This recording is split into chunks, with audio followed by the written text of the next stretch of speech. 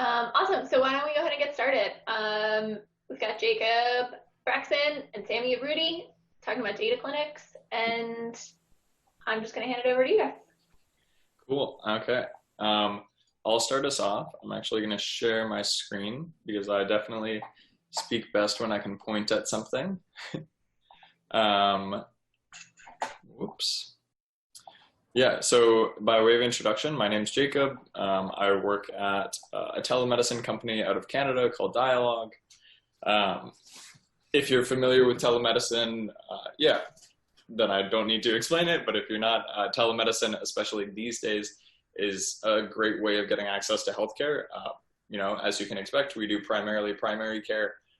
But what that means is we have a lot of different types of data consumers at Dialogue. So we have people that are using data for, super medical applications, people that are looking at improving processes, but then also people that are looking to use data for, a lot of business use cases, people that are looking at product interventions and improving it, improving the way that they get things done with data. So I wanted to talk about implementing data clinics because they saved me a ton of time. And in smaller meetups and things like that, over the past couple of years, we've been talking about it with Montreal-based companies. Only recently did I formalize it, put it into a blog post to share more broadly. But I think it's a great idea for really saving a lot of time because it formalizes the process that people can ask those ad hoc questions. And I think that's super key. So quickly, what is a data clinic? A data clinic or office hours, depending on whether or not you're a medical company and data clinic will not land, is a time of day when you set aside your week's plan and you welcome walk-ins with any and all types of data requests. It's the idea of you can preserve all of your sprint work or your planned work, depending on how you do that planning. And you can say, bug me during these 2 hours, bug me during this 1 hour. This is when I'm totally free for your small questions, your big questions, whatever it may be. A couple of case studies. So I wanted to include these because I think it's a little bit abstract if you're just talking about, okay, yeah, somebody might walk up to me with a question about how to access data from our database, or maybe something even simpler like how can I do this in Google Sheets. But here are two different case studies. One that's a little bit more generic to a lot of companies that I'm assuming you're representing, and then one that's more specific to Dialogue and I think also to Row. On the left side, we have a product manager. So product manager in our before world had tons of ad hoc questions. These were both big and small, and depending on how well you were able to assess it, it would either be a small thing that could take 30 minutes of your day, or all of a sudden your day was lost to this ad hoc question because it was the end of the world. They had repetitive requests, and they were often teachable moments, but they were often not used as teachable moments because we weren't thinking in that paradigm. With the introduction of data clinics, we have more and more product managers who are learning SQL because they're seeing the benefit of it. They're changing their questions from, hey, can you do this for me, to, hey, can you teach me the SQL so that I can do it myself? People are becoming much more of a type of power user on our tools. They're starting to see the benefit of it, and they're learning to invest in themselves.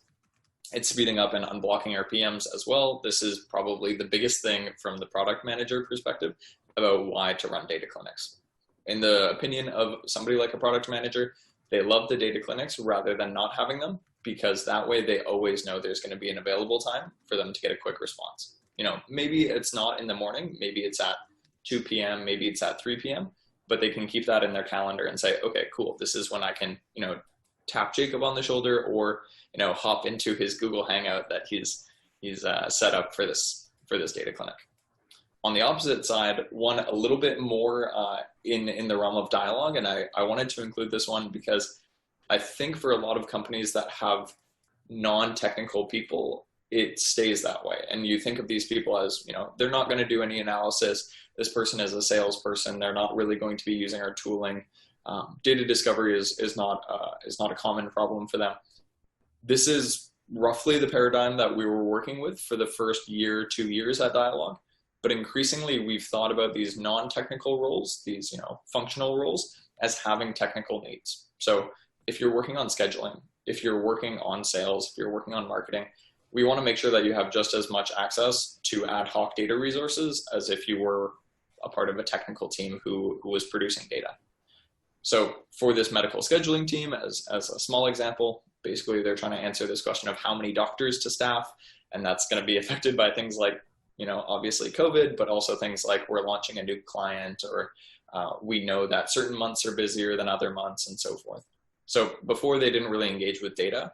Super old school, using a lot of Google Sheets, a lot of things where they were wasting a lot of time. And I think they knew that they were wasting time because they were doing a lot of rework. But it was just too much of a problem of being trapped in their old ways. After, however, with the introduction of data clinics, more people started becoming power users, similar to the product manager side of things. They started sharing lots of queries. They started sharing questions. They started, creating a common language around, okay, within scheduling, what are hotspots? And hotspots would be those times when a patient shows up and they can't see a doctor quickly. Okay, when we think about hotspots, what are good follow-up questions? The level of dialogue, the level of, analysis goes from being, hey, can you produce this for me, to let's talk about a trend that we know about. Let's talk about why that exists, and use questions and queries that we already have. They really started sharpening their analytical skills, and they would come, originally with something super simple. Hey, what's a VLOOKUP? How can I do this in my Google Sheet? We'd start pulling that data out of the Google Sheets, get it into our relational database, and then they would start getting more and more complex questions. So, hey, I noticed this. Do you think this is significant? All of a sudden, we're talking about significance of findings rather than, how can I use a VLOOKUP? Okay, so this is what I was talking about with being able to point at a slide and having bullet points. Why? So I talked about a few points, but to really simplify it, and I think these are some good points that you can perhaps identify in your own company. These are the top 5 reasons why I think a data clinic might help save time at your company. First thing is they're very high leverage for low complexity opportunities. So this is what I'm talking about with that medical use case. Previously, they were never using the data resources. They were trying to do everything on their own end. What that means is they have a lot of low complexity opportunities for us to help them. So somebody is saying, this is the way that I was doing this, totally non-technically. How can I improve this? How can I use basically that 80-20 rule? How can I access all of that leverage with a relatively low complexity problem? That's obviously the thing that we want to try to tackle first. If I have an hour, it would be great if I help to move the needle significantly for a bunch of people during that time. Also, a huge thing for me as somebody who likes to be able to know what my week is going to look like, I can time box my interruptions. So for people that feel comfortable with turning off their notifications on Slack, I do that a lot. I turn off the notifications. I say like, hey, not going to be available in the morning. During the morning, I'm trying to get, a data engineering task done, something like that. This allows me to time box those interruptions and say, I'm totally available from this hour to this hour. Just know that I won't be available at the other, points of time throughout the day.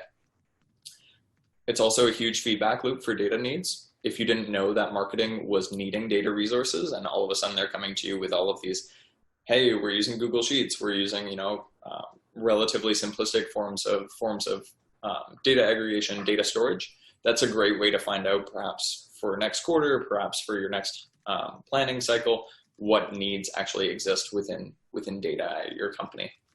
They also encourage lower complexity and simpler maintainability in the data pipeline. This one's a little bit more complex, but if you have a data team where everybody is helping in a data clinic, you're democratizing the different aspects of your pipeline. So at Dialogue, as a team of 4, within a data clinic, we should be able to answer any type of question. Unless it's a power user who's coming to us saying, hey, how can I do this? What we've become is a lot more intentional about designing things such that anybody within the data team would be able to help debug a query, would help with a certain type of analysis, etc. We're trying to use that to make it more maintainable within the data team, and by extension, more maintainable and usable within our power users, and then, our new power users and so forth. It's more of a kind of approach shift. I would say that's a different way of thinking about it. But within the data clinic, if you think about how can I make this easily maintainable for the person running a data clinic tomorrow, it's a great framework that we've really adopted. Lastly, it's a more inclusive way of serving your team, because if you give everybody access to the data clinics, if you put it in everybody's calendar, it doesn't matter what team you are a part of, you can just show up. If you're a part of the product manager team, you probably have a really good relationship. But if you're the first hire in the customer success representative team or something like that, and you want to start tracking different KPIs, you should be able to come to a data clinic as well. You should be able to ask your own questions. We want to be as inclusive as possible because, going back to point one, there's super high leverage opportunities. People are spending a lot of time on relatively simple analytical tasks, and we want to solve those problems. Okay, how to do them. I swear I don't have that many slides, but we're almost at the end. How to do them. So these are a few points similarly to last time that, yeah, I think it's nice to summarize it so that it's a little bit easier to implement. First thing is make them frequent. If possible, make them daily. It really just depends on the size of your team. If you can make them frequent, it allows for you to consistently time box your interruptions. It would mean that you're not, having to push something until the end of the week. If you can make them as frequent as possible, it's going to allow for people to have the assuredness that there's going to be a data clinic available that day, or at least the next day. Make them open for everyone. This gets back to the point of inclusivity. Share the responsibility across the data team. This also gets back to that point of maintainability and inclusivity. You don't want just one person running all of your data clinics. That's, it's going to be really frustrating for that one person too, because unless they love doing ad hoc and none of their planned work, it's going to be, a lot of burnout because you're jumping from one subject domain to another subject domain. 4, and this is a huge one, especially during work from home, you need to allow for both asynchronous and synchronous. We've tried with a few different approaches. We've tried only synchronous. Synchronous, allows for those teachable moments to really take hold. So if it's on a call, you can say, hey, here's your question. Let's answer this in Looker. Let's answer this in whatever BI tool you're using. And you can really teach people actively in synchronous data clinic requests. But asynchronous is also super important. You should be able to have a Slack channel or be able to have some sort of inbox where you can collect those requests and then thread it up and explain what the answer is. It's public. It's a great way of kind of keeping a short-term record of it. If it needs to be a longer-term record, there's much better ways of documenting that. But the idea of asynchronous and synchronous just allows people to better fit it into their schedule. Last thing, you really need to respect the time limit. When you think about a data clinic, you can't just fall into that same problem with the product manager that I was talking about at the beginning. If you have a product manager who, tries to sell you on a request that they say is only going to take 10 minutes and it ends up taking a full hour, a couple of hours, you have to recognize that that's taking away opportunities from somebody else who has a much lower complexity, much higher leverage opportunity. When we think about data clinics, you have to be pretty strict about it. You have to say, okay, data clinics are for the simple ad hoc. If this is something that we need to create a ticket for, whatever your system, you can use the data clinic to do that. But we've made a fairly strong rule for ourselves where if it's going to take longer than 30 minutes, we'll go into this planning process instead. Instead of solving it for the person in that moment, just say, okay, let's collect the acceptance criteria. Let's think about this as a problem to solve outside of this data clinic, and we'll still get it done. It's important to respect the time limit because it's very easy for them to devolve into something where, it's really just serving one person. Okay. Last thing for me, this is just a point that I think is important because we're working on making the process better. We want to be able to think about data clinics as an evolving process. We think that there are 3 areas where we could totally improve. We want to collect more data about the data clinic requests. If you're doing things both over Zoom and by a Slack channel, it's a little bit hard to know what the count of requests was unless you're tracking that manually. We'd like to figure out a way of either having a check-in system or whatever that might look like to better collect the data. With that, we also want to help facilitate more self-serve to minimize the number of data clinic requests. So if we had a count of all of these requests and if we knew the nature of them, it would help us with that documentation, with these interventions to ultimately reduce the number of data clinic requests. This is something where without the data, we're kind of without the right information to do those interventions. We can work off of anecdotal evidence. We can work off of, what's the most frustrating data clinic requests for us and try to automate part of that. But we want to collect that data so that we can facilitate more of those automation opportunities or documentation opportunities. Last thing, we want to encourage more underrepresented departments using that data to use the data clinics more. we're starting to run surveys, we're starting to engage more with the company as a whole to say, hey, do you know what data clinics are? Do you use them? How do you use them? We want to identify who's not using them and make sure that they know, as somebody who's a part of the CSR team or the marketing team, that they're just as open to those teams. You don't have to just be a part of the product or the MedOps team, the medical operations team.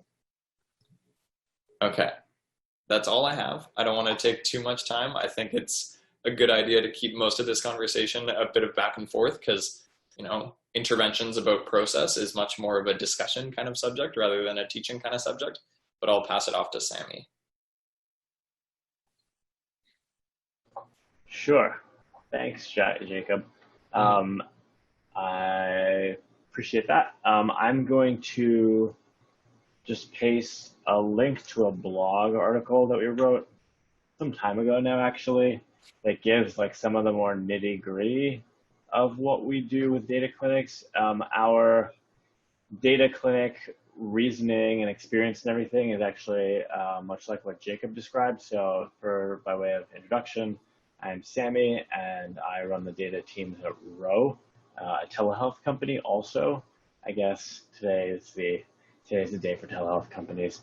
And we also call them data clinics because it sounded cuter in a medical company to call it data clinic rather than office hours. And so we also arrived at the same name that Jacob did. The whole thing sprung up for similar reasons, which is that like Row is growing really fast and has like a lot of people. We have been like self-serve data from the beginning. We use Looker and all that stuff, but we still had, like an endless stream of questions in Slack, and it was a full-time job just to like react to those questions and requests.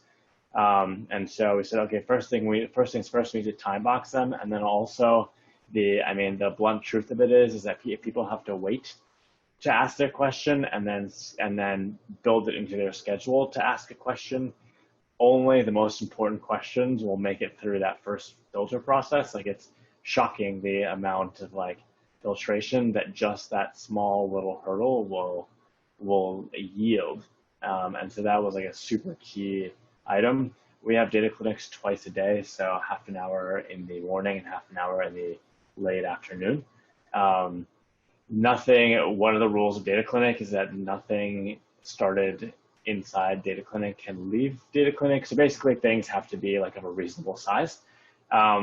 However, we have like a lot of different ways of interacting with the data team, and oftentimes data clinic is a way for people in the company to get a larger project started, or like to help like their thinking or to help put in a request. So someone says like, I have this big thing, but like I don't really know what to do with it or like where to go with it, and like they'll go to data clinic and they'll chat with someone, and that person will say, oh, you probably want to do this, you want to run this kind of analysis, and you want to like put it into this prioritization queue, and like this team will look at it like at this point in time.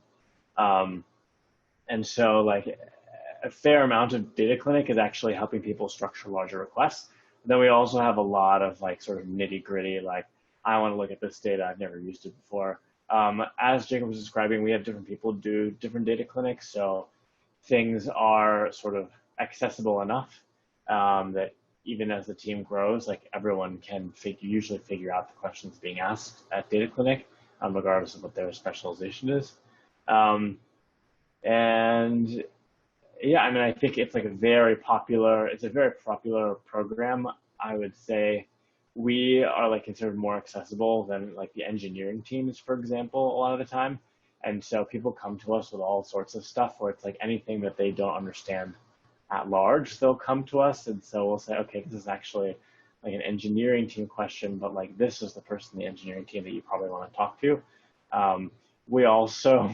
We also do like a lot of Excel tutorials, which was not part of the original mandate, but it is like sort of a high demand service that we provide. But like, I need to use Excel and I can't do it. So yeah, the long and short of it is like data clinic is a super popular way for people to get like the help they need, just like because people always need lots of help despite all the self-help resources that we give them. We do have like a lot of different types of like data requests and stuff like that, but this is often people's like first this is like people's entry point into what might turn out to be like a much larger process as well. Anything else that I'd be saying? Oh, we also, as Jacob talked about, we do track analytics. So everyone that goes to Data Clinic has to sign in and has to put what they are coming in about, like in the sign in, and then we'll periodically review it. And like, I'm not scheduled to do Data Clinics, but I'll like periodically jump in and do them. It's a great way to like keep pulse on like what people are having questions about, what like data stuff isn't like clear on its own, like where people are the most confused. It's just like a very good sort of bellwether for like things that one might not realize. Okay, I'm gonna say that's my spiel, and I don't know what we're thinking of doing now. We haven't had any opportunity for questions. Jacob kind of skipped over his question session out of kindness, but I think maybe now is a question session, or do we have any other ideas? Caitlin, what do you think? No, I think questions are great. So Jacob, on yours, you said you have daily data clinics and you rotate through the team. So there's just like one person per day. Is that how that works, or two? So you personally won't be like scheduling out time every day to do a data clinic. You leverage having a team. Yeah. So that's also a good point.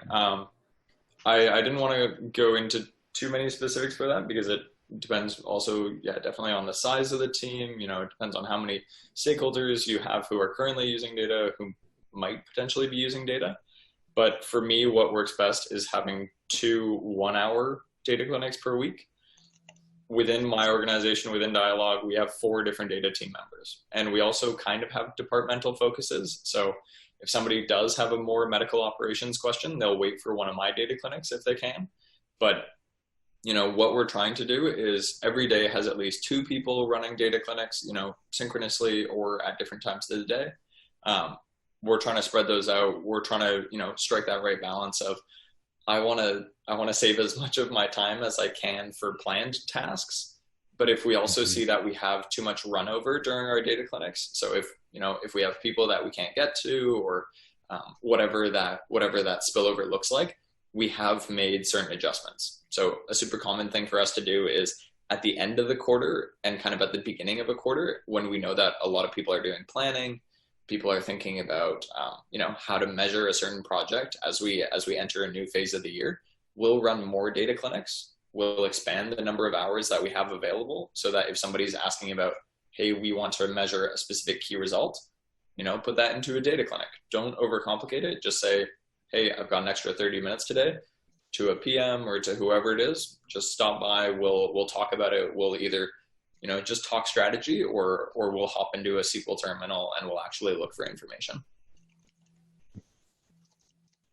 This idea of having like separate thematic clinics is really interesting to me. Because like we do in office hours at my company, and like we just kind of rotate between our entire data science team, and like you might not necessarily get someone who has domain expertise in a particular area.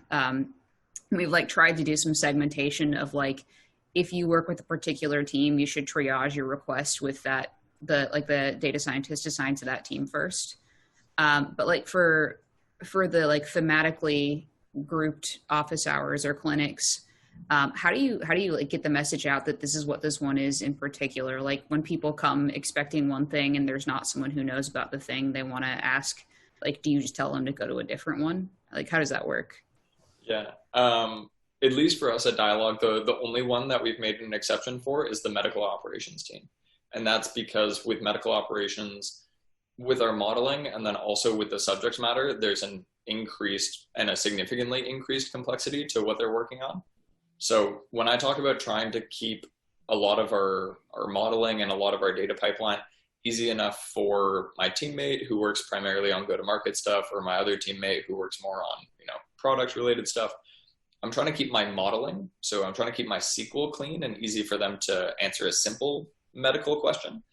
But if the medical question is like very specific, the best thing that we found is power users know what the calendar is. You can basically add the data clinic calendar to your calendar, and you'll see that Jacob is running a MedOps data clinic or data clinic with MedOps in brackets, and they keep that in mind with their questions. If we have something that is super sensitive, we will, handle things outside of data clinics as needed. And that's really just if there's, a launch the next day and we really need those answers.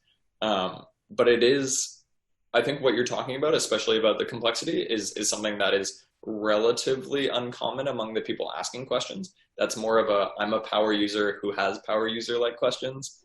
Therefore, I need a power user like data clinic. So they know when they have them in their schedule. Once we get to being too many people where we have more power users, it's going to be a different problem, and we'll probably need a better solution. Yeah, I'd say like a few parts to that. One is we've still managed to keep things so that like with the self-serve tools, things are clear enough that like people should like on the data team are generally flexible enough to be able to like answer most questions. People who are doing like very specialized things, we'll typically set them up with something like, like a personal session or something one-on-one. We do have a couple specialized data clinics, particularly around like certain financial frameworks, which like a lot of people have questions about like a couple particular frameworks. And so we'll funnel people into like that particular one. The way we tell people like what data clinic is happening where is just like we have a Slack channel every time there's a data clinic now. Especially because it's remote, we just like post in what the data clinic is for and who's doing it, and like it seems to work.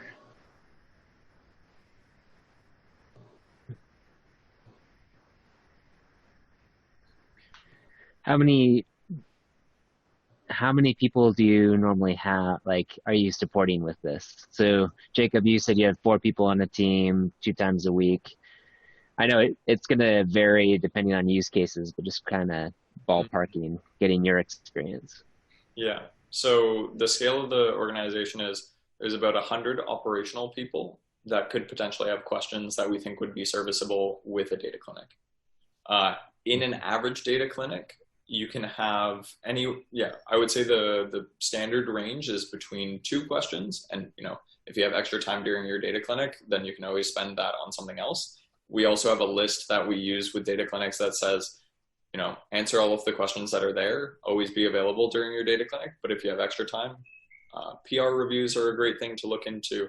We use DBT, so DBT test failures. If you know that there's anything, that's looking wrong with the tests, particularly warnings, because we'll often have those creep up where it's like we've got a few warnings that need to be attended to. We'll have some of those backup tasks. But in general, they can range from being a couple of people up to 5 or 6. 5 or 6 would be really ideal. If it does get much higher than that, because 5 or 6 people throughout an hour, not everyone is going to take about 10 minutes, but you want to give them 10 minutes on average. That's our sweet spot. If it does start getting higher, then we increase the amount of time. We say, okay, instead of an hour per day, we'll do 90 minutes per day, just so that everybody has time. So it's a rough sense. It does depend also on the frequency of people asking questions, because if you have one of those users, often in my experience, product managers who just kind of hit you with all of those questions, and like week after week, day after day, they're asking data clinic questions, then take that into account. Okay. Yeah, I mean, we do them twice a day, and we could have anywhere from nobody to like 10 people. Like we used to have them like in this sort of like central area in the office, and we'd have like a line, we'd like sit people in seats and they would like move up one by one. And so really, it's like there never seemed to be any rhyme or reason to it. It's not like we could predict like, oh, like this data clinic is always busy. It really just, it was like really like a toss up, like how many people would be. I'd say on average there's like at least a couple, but it can hit the extremes like pretty frequently. Sami, you said that you do track data on who's showing up and what they're asking about. What do you do with that? It's in a sheet, so it's not like super like parsable and crunchable, but like we just go through it periodically and we like sort of scan high level trends and say like, are we getting the same questions over and over again? I think that's the easiest one. And then like we'll do something about that, or like, is is like a certain person visiting over and over and over again, which we definitely do have some like, I guess, top clients. And so we'll figure out like, why is this person? Sometimes in certain cases, the person was like really, it was like a very good like use of resources. And in certain cases, this person was sort of like monopolizing resources that other people would need. And so like, we'd have to have some interventions there. It just kind of like depends on like what we see going on. Those are some of the more like more obvious observations.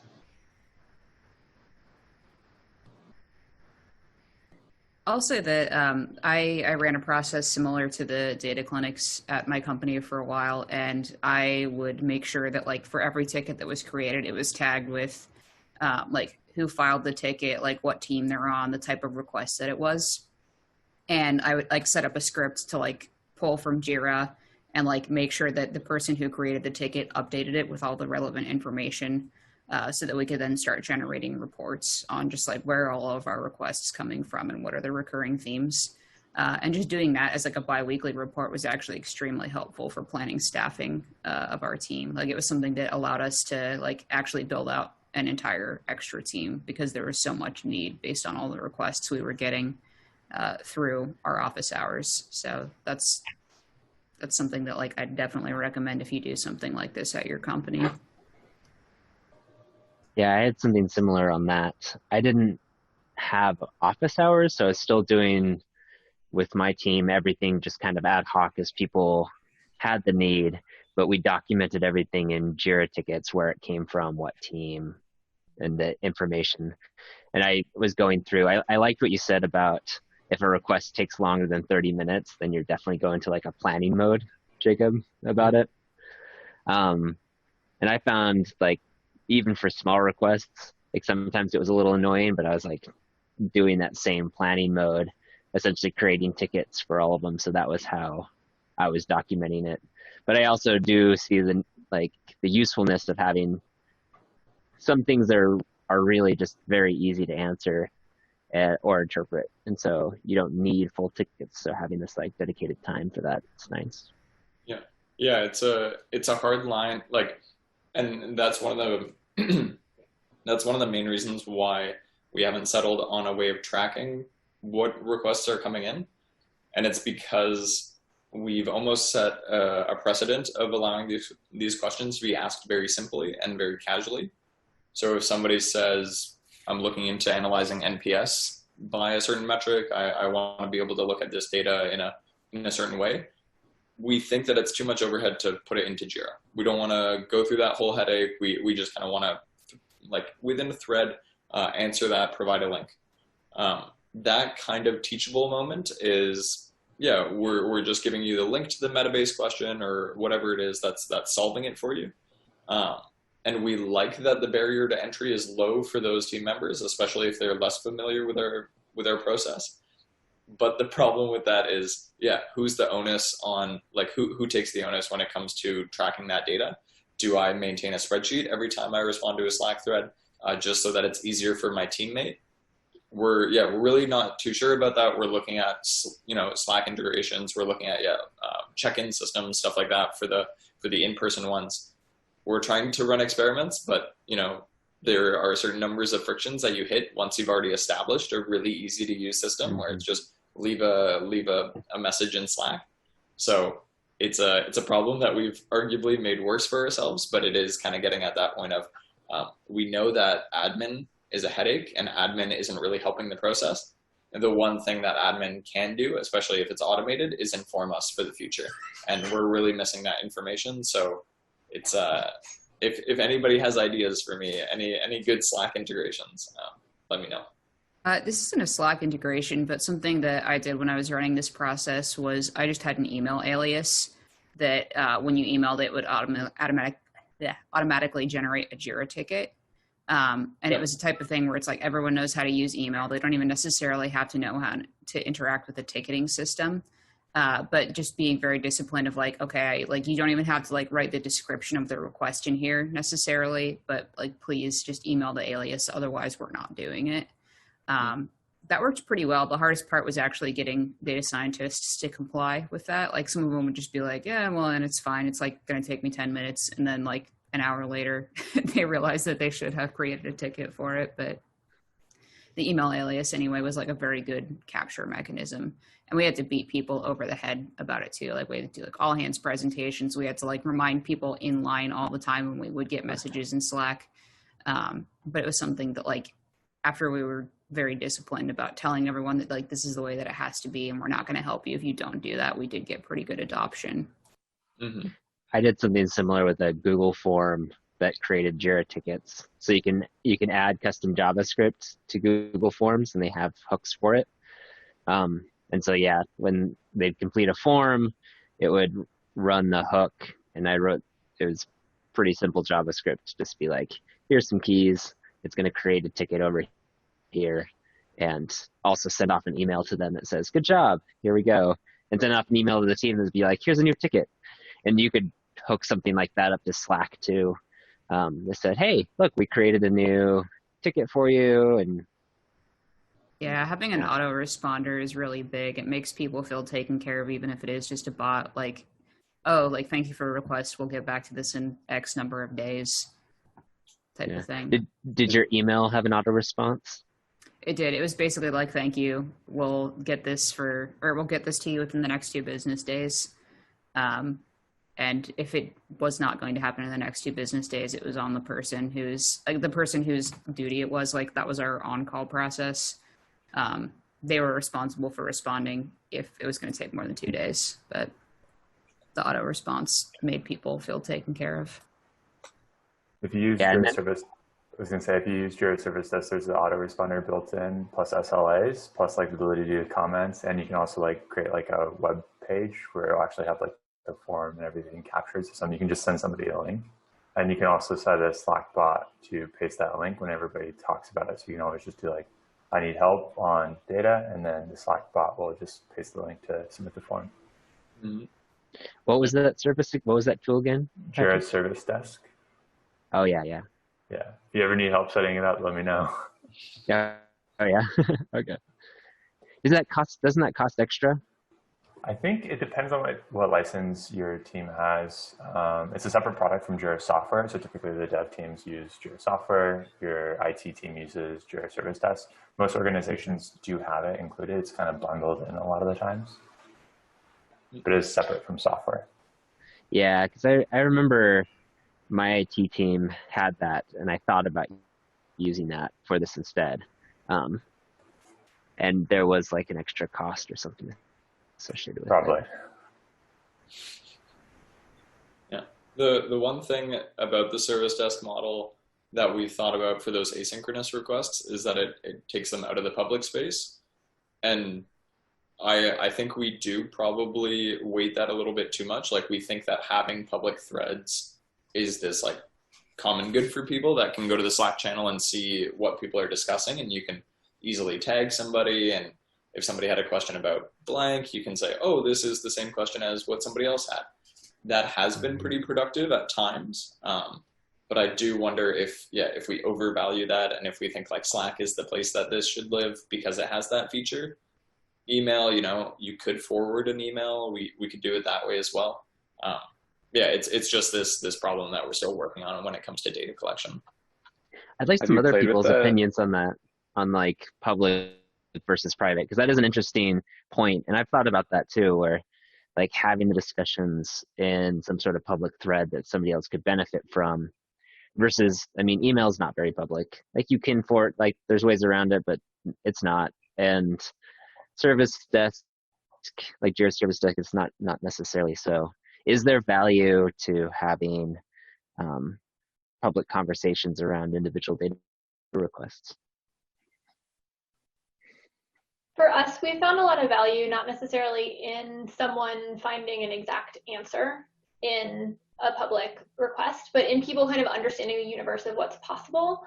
We have a lot of non-technical users. We have a huge operations team that works within our warehouse, and like warehouse managers and folks who have like come up that way tend to really not have a data-driven approach to things, and they really appreciate being able to see all the questions that you could get answered and it helps prompt better questions from a lot of users. So from that perspective, it's really helpful. And for us, it's also helpful just for data team transparency, for us to all know kind of what's happening, and here are all the requests that someone else has dealt with for the team that I usually work with, or things like that. It's really helpful just within the team. Although that you can totally handle within the service desk model as well. Yeah, I think there's a lot of benefit to stuff being open. It's really only if there's like a sensitive thing that it seems like it should be explicitly private. Like, I don't know, like, I guess maybe one reason to have it private is like people might feel uncomfortable asking a question that they think is dumb. But at the same time, I feel like it's like that's largely taken care of if you are able to like not treat questions as dumb and like always treat stuff as a learning opportunity. Generally makes people feel way more comfortable coming to you for help. I was going to add, probably having it open would probably help with deflection to some extent, where folks can probably go look through the history of other help that's already been provided and see if they can self-service a bit. Yeah, that's another thing that we've only been talking about that recently, but the idea of if you have a more designed flow for intake of requests, you can perhaps, kind of preempt a lot of those requests by saying, okay, what's the nature of your request? If it has some sense of a flow, you can take them to documentation. You can take them to a more appropriate channel, especially if something is private. Thinking about a more flexible way of intaking those requests would be really valuable for redirecting, for diverting things that have already clearly been responded to. Definitely a lot of things out there. It's interesting that we have so many tools that are doing parts of this. It's just, thinking about, how could you use Jira Service Desk or something like that to intake it, but then post it to Slack to allow for a thread of a conversation or something like that. And then use Jira ultimately for the reporting. Like that could be a good way of resolving it. We're definitely planning on doing some more experimentation there. One other dimension of stuff being public is how like organized it is. One thing that's nice about having Jira is that you could make like a specific dashboard to filter on a request type. Like maybe it's like requests that are associated with one particular like product surface or whatever. You can like easily filter for all of the requests that have been related to that. And that helps with some of the knowledge sharing in a way that's pretty low effort on the part of the people maintaining the process. Mm-hmm. Another question that's a bit different than like this thread of conversation, but one thing that I was interested in, how many people don't have some sort of office hours or some sort of data clinic process right now at their company? I don't have anything. And have you thought about it at all? Is it more a question of scale? Yeah, we're a team of about 20 or so in the business. I'm the only data person. So I read the article about data clinics, and I think it, in theory, makes a lot of sense, and I would love to implement something like that. I just don't know exactly how to do it with just myself, and I don't know how much adoption would get up front. So I was going to ask this later, but if anyone has thoughts on how to, I guess, like get it started from the ground up, but we can come back to that after everyone goes. I'd say once you feel like you're getting like too many ad hoc requests, so like stay focused on whatever the actual most important stuff is. That's when it's time to channel and just get into like some scheduled time boxes. Like it doesn't have to be that crazy, and the demand will already be there, so you're just like channeling it into like a specified time. Yeah, if you're already spending a few hours a week working on ad hoc requests, and you just make those explicit, it helps. We have a combination. We have like open office hours where we have terrible attendance. No one ever comes. But then we also have team-specific office hours, which are generally with sort of our team has functional alignment, and it's usually just with the lead or at most like 2 or 3 people from that team. And we get a lot done, so it's like an hour a week with each team, but it's very limited, and I find that very annoying. And so we're really actively trying to get people away from DMs and like ad hocs and into office hours, but we're really struggling to get people to actually show up to office hours. And I'm trying to get my team to say no when something comes outside of office hours, or to say, I will get to that during office hours, not to say no, but to say, let's put this where it belongs. I feel like a good evolution and a good barrier, like to protect yourself from some of that, from just jumping when somebody asks you, is to like, I found having that form. And so when somebody sends me a request, I'm like, okay, I'll deal with scoping out the request, but I won't actually do the work right now. Or I'll send them the link of like, okay, great, fill out this form, we'll get to it later. And I could see that becoming, like if the requests became a lot, or there was a lot of small requests, like turning that into office hours.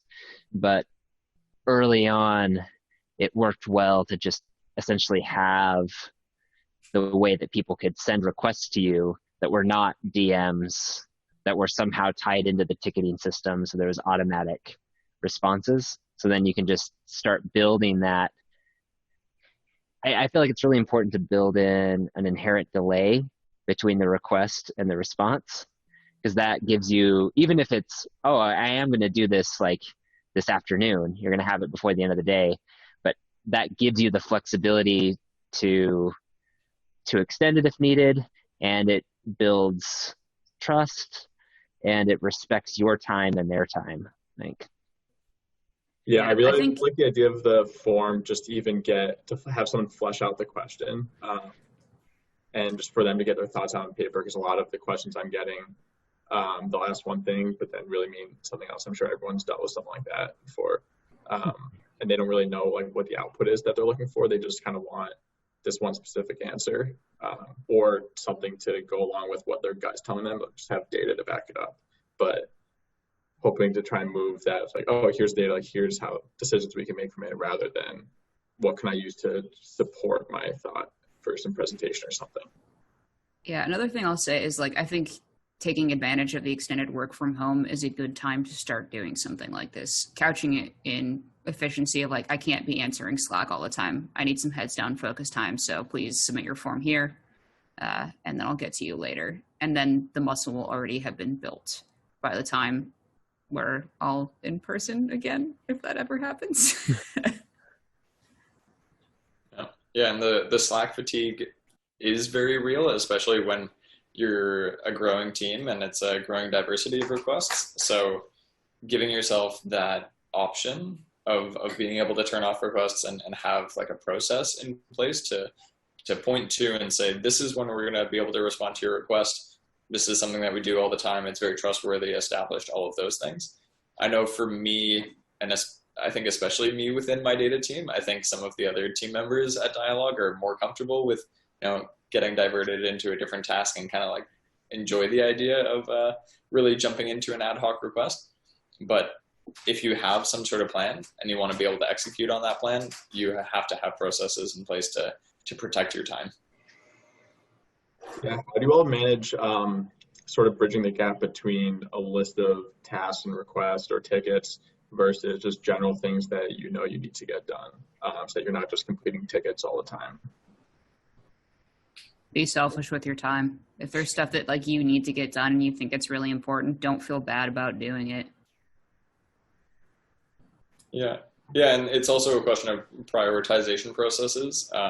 Like we've definitely worked under a few different prioritization processes, and we also realized that there was too much contention between different departments. So we kind of had to have data representatives for different teams so that things could get done.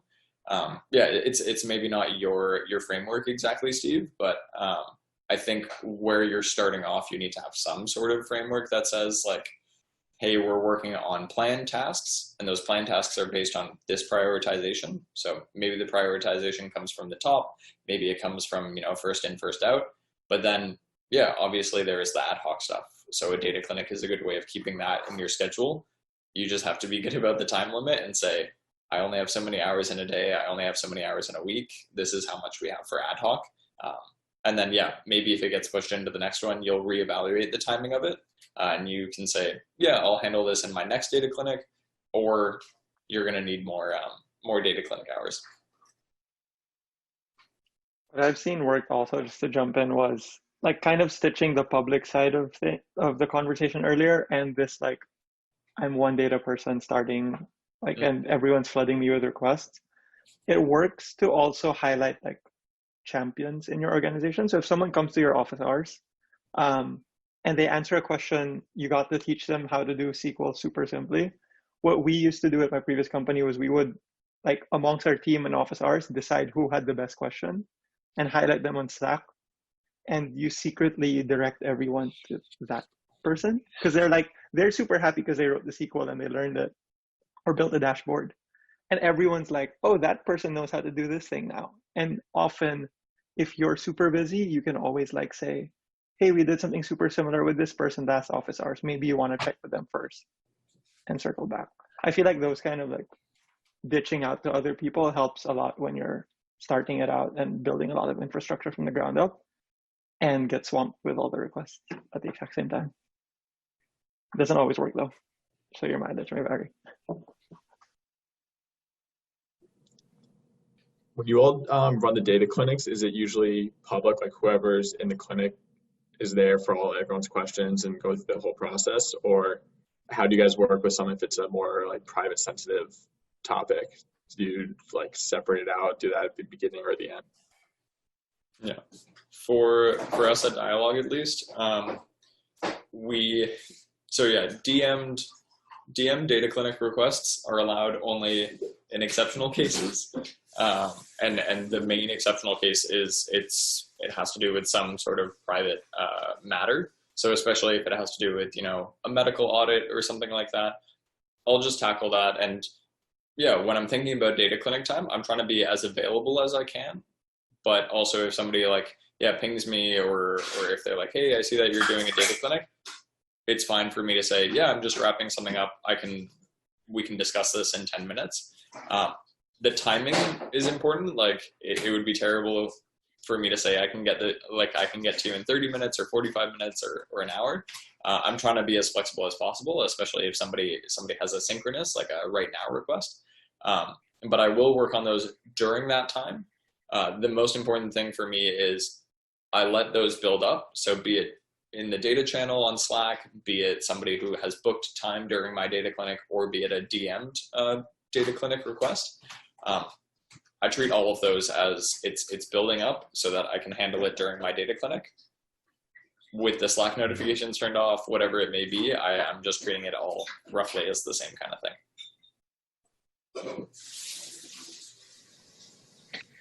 Okay, guys, it's been a pleasure. Thank you very much. I actually have to pop off and didn't want to just leave a little text message and then bounce. So I'll say bye. Thank you properly.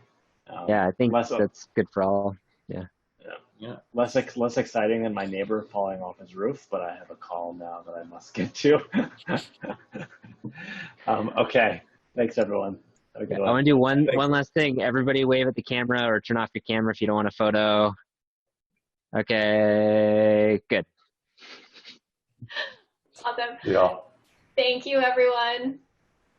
Yeah. Have a great afternoon. Jacob and the departed Sami especially, thank you very much. But this was really great. Yeah. Thanks, everyone. If you have any follow-up questions, on Slack, on the Locally Optimistic chat.